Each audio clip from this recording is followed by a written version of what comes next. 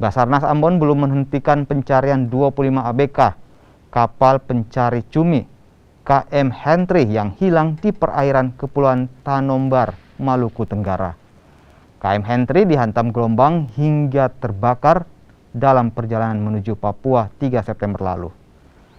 Pencarian 25 ABK yang dinyatakan hilang dilakukan di area perairan Tual dan Banda. Penambahan 3 hari dalam operasi pencarian diharapkan dapat membuahkan hasil. Basarnas juga akan melakukan pemantauan dan menginfokan kepada kapal-kapal yang melintas di area perairan Banda hingga ke perairan Tual. Kapal melintas diminta melaporkan ke Basarnas jika menemukan serpihan kapal KM Henry. Untuk pencarian hari ke-8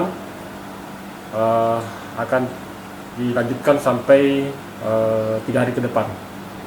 Ya, kami telah melaksanakan koordinasi Polres Sar yang ada di Ambon, termasuk yang di Tual, dan informasi ini kami juga telah sampaikan ke pihak keluarga perwakilan bahwa operasi SAR tetap dilaksanakan 3 hari ke depan.